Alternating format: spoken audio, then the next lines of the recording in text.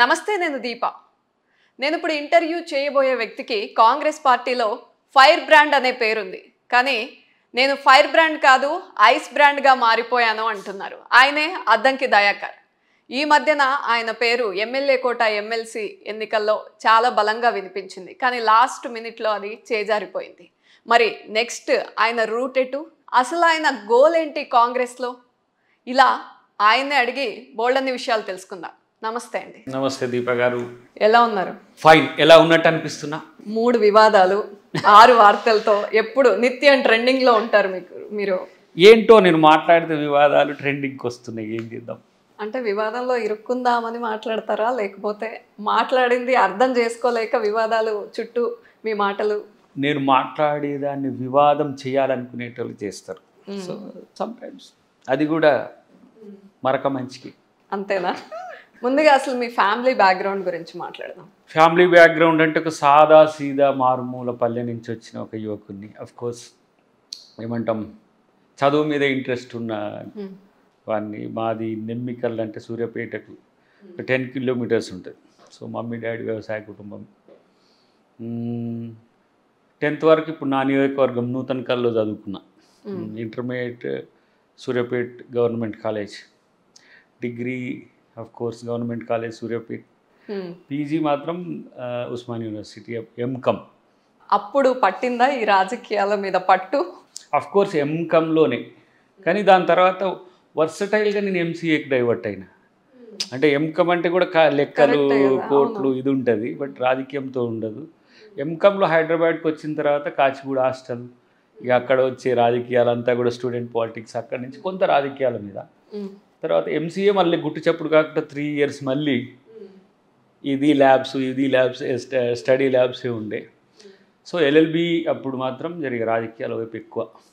LLB సుల్తాన్ Uloom college, ఎంసీఏనేం Saint Patrick's మన నల్లకుంట. చాలా డిగ్రీలు చేసేసారు, చాలా పీజీలు చేశారు. అవును, డాక్టరేట్ కూడా. చదువు అనేది ఒక ప్యాషన్, అది నాకు బాగా ఇష్టం. అంటే మళ్ళీ ఇప్పుడు పోస్ట్ డాక్టరల్ కూడా చేస్తాను. అంటే చదువుతో ఏదైనా సాధించవచ్చు అని చదివారా? చదువు అంటే ఇష్టంగా చదివారా? చదవడం వల్ల మనల్ని మనం ఎన్రిచ్ చేసుకోవచ్చు, లైఫ్ని ఎన్రిచ్ చేసుకోవచ్చు, మైండ్ని ఎన్రిచ్ చేసుకోవచ్చు, ఎకనామికల్గా ఎంపవర్ కావచ్చు. బట్ అన్నిటి పక్కన పెట్టి కామర్స్ చేసి అకౌంటెంట్ కాలేదు, ఎంసీఏ చేసి సాఫ్ట్వేర్ ఇంజనీర్ కాలేదు, లా చేసి ఏ రోజు ఒకరోజు కోర్టు వేయలేదు, డాక్టరేట్ ఏ రోజు ఒక క్లాస్ తీసుకోలేదు. బట్ మాస్ లీడర్గా ఎదిగారు కదా. But I'm for the people. నేను ప్రజలకు వరకు, అంటే నన్ను నేను డిఫైన్ చేసుకున్నప్పుడు నేను పబ్లిక్ లైఫ్కి ఎక్కువ ఉపయోగపడతా అనుకున్నా కాబట్టి నేను రాజకీయాలకు వచ్చిన. అఫ్కోర్స్ రాజకీయాలకు వస్తాగని కూడా అనుకోలే. చాలాసార్లు చెప్తుంటా ఐఎమ్ యాక్సిడెంటల్ పొలిటీషియన్ అని. అంటే మూమెంట్ టర్న్డ్ పొలిటీషియన్ నేను.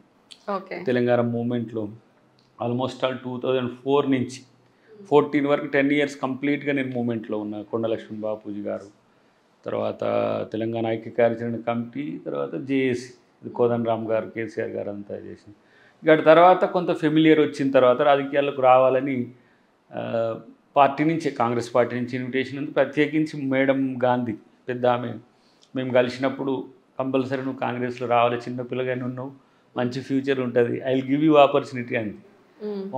అంటే కొంచెం ఆమె తెలంగాణ ఇచ్చినాక మాకెందుకు ఒక మదర్హుడ్ ఆమె మీద.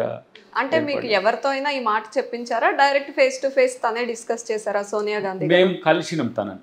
బిల్ పాస్ అయిన తర్వాత ఫస్ట్ మేము అందరం జేఏసీ, కోదండరామ్ గారు, మేము, స్వామి గౌడ్ గారు, దేవిప్రసాద్, శ్రీనివాస్ గౌడ్ అందరం కలిసినాం. విఠల్ గారు కలిసినప్పుడు మీకు పొలిటికల్ ఆపర్చునిటీ కావాలంటే నేను ఇస్తాను అందరితో అంది, ఇన్క్లూడింగ్ కేసీఆర్ ఆల్సో. కేసీఆర్ని కూడా పార్టీ విలీనం చేస్తా అన్నాడు కదా ఇంకా. సో ఆ రోజు విలీనం అనే విషయం పక్కన పెడితే సోనియా గాంధీ గారి ఇన్విటేషన్ మాత్రం నేను పాజిటివ్గా తీసుకున్నాను. ఎందుకంటే నా పొలిటికల్ లైఫ్ విత్ కాంగ్రెస్ అనుకోండి చాలా బాగుంటుందని ఆలోచనతో ఉండే. బాగుందా మరి కాంగ్రెస్? చాలా బాగుంది. I'm enjoying. ఎందుకంటే జస్ట్ లైక్ ప్రిన్స్ నేను ఇక్కడ నాకు కాంగ్రెస్ పార్టీలో పదవులు పెద్ద పదవి రాలేదని చాలామంది ఆలోచిస్తారు. కానీ కాంగ్రెస్ పార్టీలో 2 తెలుగు స్టేట్సే కాదు, తెలుగు మాట్లాడే పీపుల్ వరల్డ్లో ఎక్కడ ఉన్నా కూడా నా పట్ల చూపించే అభిమానం అది పెద్దది, పదవుల కంటే కూడా. ఎమ్మెల్యే, ఎంపీ, మంత్రి ఇట్లాంటివి చాలామంది అవుతారు. బట్ దయాకర్ అవ్వడం అనేది అయితే కొంచెం ప్రౌడ్గానే ఉంది. అంటే దయాకర్ను ప్రజలు రిసీవ్ చేసుకునే తీరు నేను అట్లా అప్లై చేసుకున్నానేమో. నేను అట్లా మోడిఫై చేసుకున్నానేమో. బట్ దీన్ని కొనసాగిస్తే చాలు, పదవులు వస్తాయి అవే వస్తాయి అట్లా.